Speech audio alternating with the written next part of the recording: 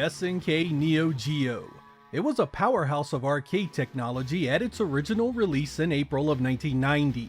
It featured a blisteringly fast Motorola 68000 at 12 MHz, a Z80 coprocessor, and a video controller capable of thousands of on-screen colors. The Neo Geo came in two forms, the arcade-only MVS and the home version known as the AES. The initial home release was available only as a limited commercial rental device in major cities, but a year later it was made available to purchase in the consumer home console market. To put it bluntly, it was far more powerful than Sega's Genesis and Nintendo's Super NES, the leading home machines at the time. The Neo Geo could scale sprites and hardware, could display far more color, and came on cartridges many times the size of what we saw elsewhere. It truly was an arcade experience at home. Of course, SNK and its partners were not above licensing out their software on release for their competitors' hardware. And that's where this episode you are about to see comes in. We are going to compare the sound and visuals of the Neo Geo ports on the Sega Genesis to their original releases. I broke out the real hardware for this one, so you're getting both the Neo Geo and the Genesis in all their original glory. Could Sega's 16-bit workhorse give SNK's 24-bit monster any competition? Let's take a look.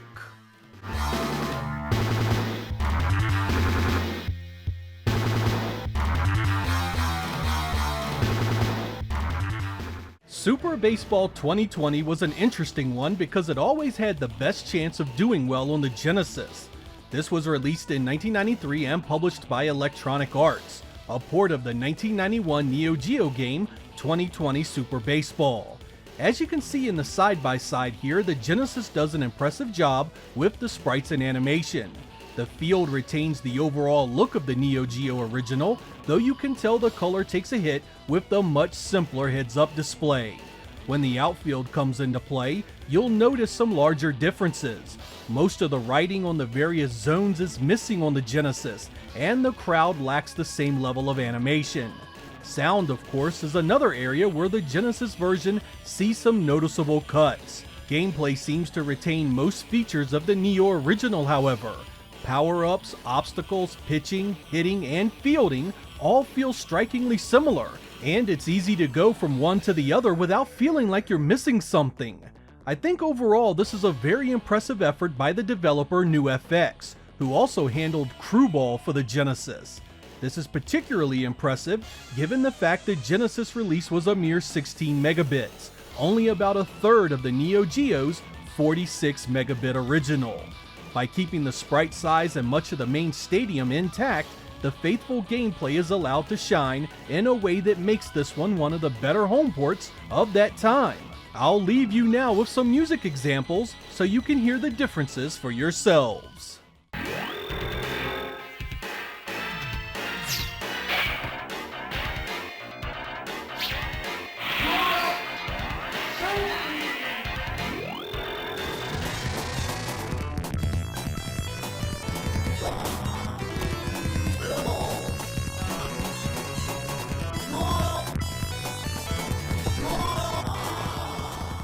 The viewpoint conversion had a lot more to deal with.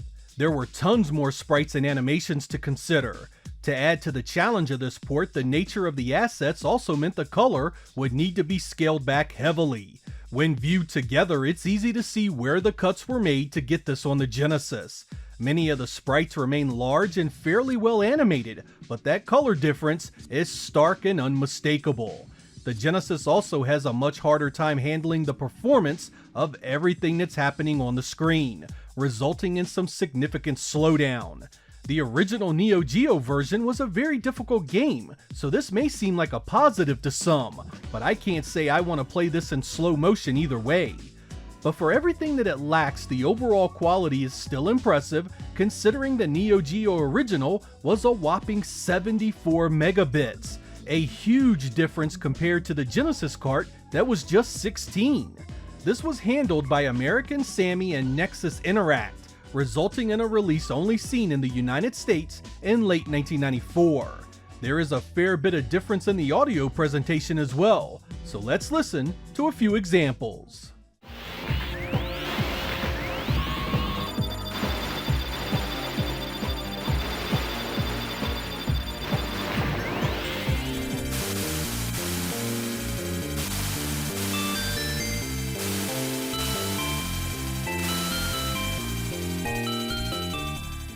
I wasn't a Fatal Fury man myself. I just never felt the gameplay was anywhere near as good as Street Fighter 2, but I recognize it does have its fans. And should you own a Genesis, this is a cutback but serviceable port. This was developed by Guy Brain, Aspect, and Takara, coming home on an oddball 12 megabit cartridge in 1993. This means you get the standard cutbacks in animation, details, and sound effects. But playing these two back to back, you can't help but feel the Genesis still did a very respectable job with the source material, especially considering it was having to port down the 55 megabits of the Neo Geo original. Sadly, two of the enemy characters are completely lost with the cutbacks, but you do get to choose the rest in versus mode, something you couldn't do in the arcade. More positives include the time of day changing between the matches and the story cinematics remaining between the locations. The gameplay feels very similar between the two, so if you can get past the audio and visual changes, the gameplay should keep you happy. And speaking of sound, let's listen to a few music tracks so you can get a sense of how it's changed.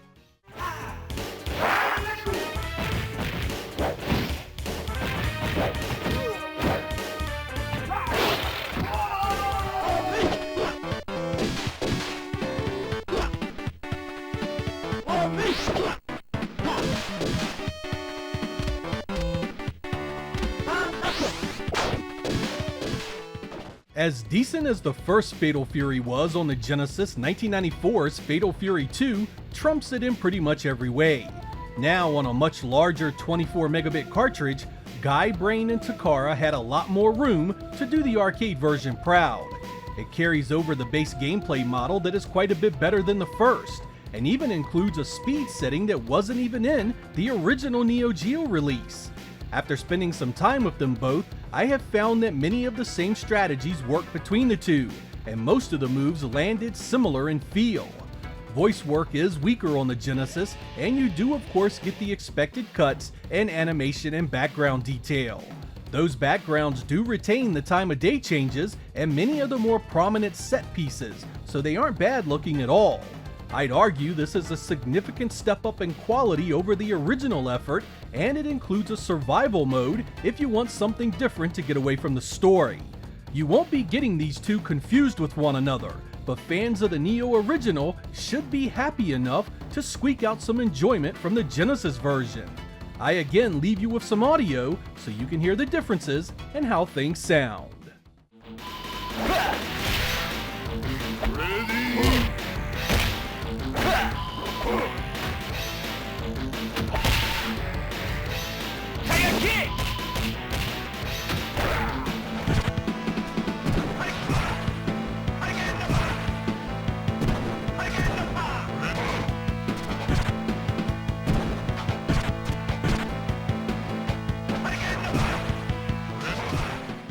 It was Sega and SNK that teamed up to make Art of Fighting happen on the Genesis in 1994, and it's quite a bit different from the Neo edition.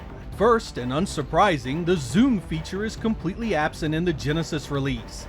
I was actually happy for this because I found the arcade jarring with its constant in and out movement. This effect was not as smooth as it was in other Neo Geo titles, and the Genesis port instead chooses to add parallax to the backgrounds and a line scrolling floor. These effects are not in the Neo Geo original.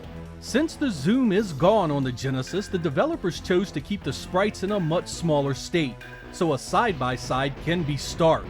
Content-wise, most of what was in the arcade is retained here.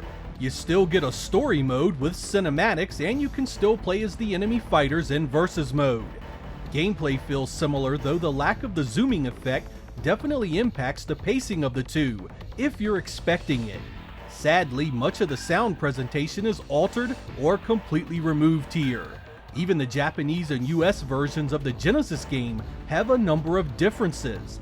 In Japan, the AI is far less aggressive, and the US version has an additional layer of fog on Mickey stage. Overall, the Genesis didn't do a terrible job with it, I feel. You got the expected cuts and special effects and voices, but the solid color use and additional background scrolling were very well done. SNK only had 16 megabits to work with for the Sega release, quite a cutback from the 102 megabits that housed the arcade original. As for the music, let's listen and see how it turned out.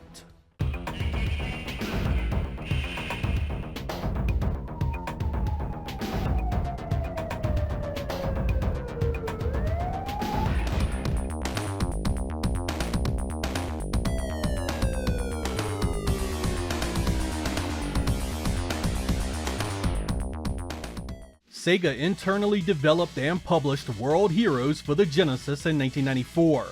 That means this is the best Neo Geo port on the platform by a mile, right? Nope, not even close. This version of the game is a port in name only, and a mere shell of the arcade original. Visually, the cuts are as you'd expect. Less color, less animation, and the standard sound effects and music differences. And if it all ended right there, this might have been somewhat palatable, but good lord did Sega completely destroy the gameplay. Now I want to be clear, I am no World Heroes fan. Even the Neo Geo original was an average fighter that was buried beneath better games. But here, Sega shat the bed and there is nothing else to say other than it's just awful. Damned awful. It feels nothing like the Neo original. You'll have just as much luck jamming the buttons as fast as you can as opposed to mounting any real strategy. And worse, the flow of the gameplay is further butchered with choppy movement that sees the fighters composed of an absurdly low amount of frames. Now I know this is only 16 megabits compared to the Neo original's 82, but if this was the best Sega could do, they should have left this port alone and did something else. This is by far the worst Neo port on the Genesis. It is irredeemably broken if you are hoping for anything resembling the original. World Heroes was always a C-tier fighter, but on the Genesis, it's easily one of the worst fighting games on the platform. You will get no music comparison following this commentary. We are done with this steaming pile of shit, and I'll waste no more time on it. The first King of the Monsters was a good time in the arcade, particularly when played with a friend. The 1993 Genesis effort was a majorly cut back release that was a mere 8 megabits, an absurdly small cart that had no hope of recreating the original 55 megabit arcade release. Here we see a massive drop in color and detail in the Sega version. The fighters are smaller and have less animation, and the sound has seen a ton of changes, particularly the speech. There are also 2 less monsters to choose from in the Genesis version, and the AI is so unfair that it's virtually game-breaking in the later stages. Grapple the CPU and you'll lose pretty much every time. The saving grace of this port is the 2-player mode, which is actually a blast and can be a great time. But that's about all this port has going for it when directly compared to the original. I do recommend the Japanese Mega Drive release if you want to own a version for your Sega platform. It is a much more fair version in the 1-player mode that can actually be beaten without resorting to spamming the same pattern over and over. Let's get a few sound examples going so you can hear the differences there as well.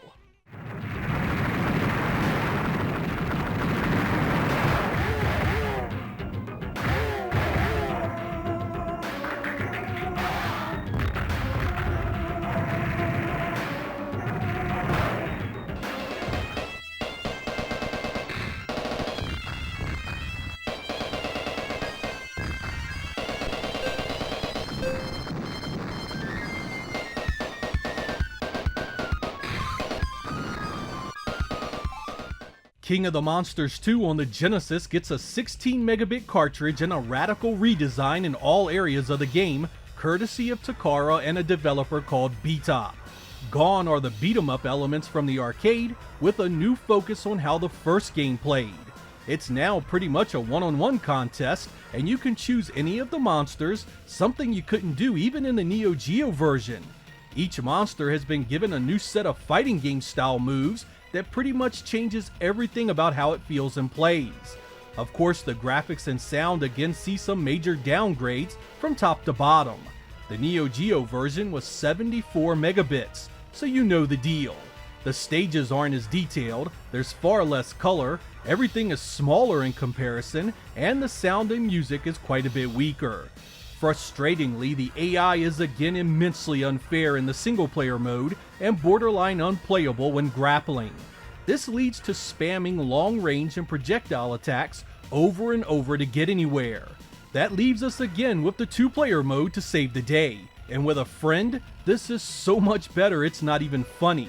Hell, it's practically a completely different experience. I'd even say as long as you are playing this in a competitive setting, it's better than the original Neo Geo release. The ability to choose any monster, combined with the new gameplay moves, really elevates the versus mode to something that is much more enjoyable than you would have ever expected. By yourself, this is a hard pass, but if you play with friends, I highly recommend it. Oh man, here's the big one. Samurai Shodown on the Neo Geo is a 118 megabit legend, a weapon-based fighter that gave Street Fighter II stiff competition in 1993. A year later, this Genesis port landed on a 24 megabit cartridge with the hopes of being close enough to its arcade cousin to warrant your attention. And if we all just looked at video games without playing them, this port is an absolute winner. Side by side, the Genesis does a respectable job recreating the original assets. The scaling feature is of course cut out, but the zoomed in perspective gives us large, detailed sprites that are quite striking. The backgrounds, though missing almost all of the original's impressive animation, still have the major set pieces in place, capturing the feel of the environments on a level you never thought possible with just 64 on-screen colors. Of course, we all want to actually play games, and it's here where this version sees the largest disappointment. There are so many animation cuts that it actually takes away moves from the fighters. That's right, missing are some of the actual moves from the arcade original. This is bad enough, but there is also a fair amount of slowdown that creeps into the flow of the gameplay. It's constant and becomes extremely noticeable in the back-to-back play with the original. Further content cuts include the original intro being abbreviated, the fighter Earthquake being removed entirely, and most of the voice work catching the axe. The fact of the matter is that it has the looks to be considered a strong port, considering the power gulf between the Genesis and the Neo Geo, but the missing moves and near constant slowdown really hammer its long-term appeal. I feel the Genesis could have done this so much better, and the developer cut things that should never be changed in a fighting game. Let's end this comparison with a few musical choices. いざ尋常に1本目勝負旋風列座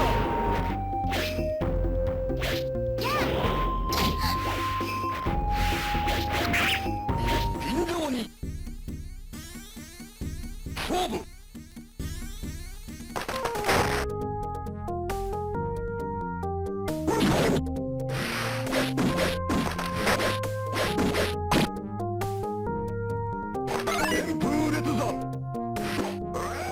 The takeaway from this episode is pretty simple. The Genesis had an uphill battle doing these ports for a number of reasons.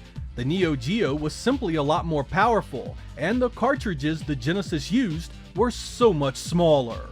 Before things like special effects, sprite size, and color were even considered, the Genesis developers' hands were tied by size constraints. This meant that sound effects, animations, and even content like characters and stages were often cut out. That leaves the burning question. In this day and age of near perfect emulation and FPGA solutions, are any of these Genesis editions worth your time? The answer is yes, absolutely. Super Baseball 2020 is an excellent port that plays just as well as the original.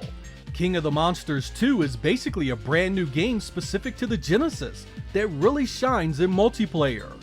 Viewpoint is a Zaxxon-like shooter that really has nothing similar on the Genesis to compare it to.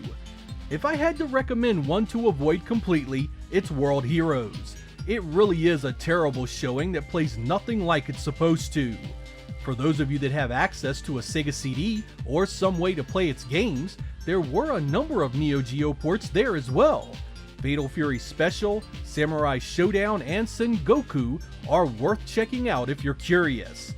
Each one has their issues, but it's interesting to see how things were different on a CD-based console. Curiously enough, it would be years before disc-based consoles had enough memory to truly do Neo Geo ports without compromise. That says a lot about how solid the core technology of the Neo Geo was, and why it has such a lasting legacy of greatness. I still get a kick out of those old magazine ads SNK used to do. They really went after their competition, and even though they used some questionable tactics in defining their technology, you really had to love their style. I'm Sega Lord X. Thank you guys for watching, and I will catch you next time.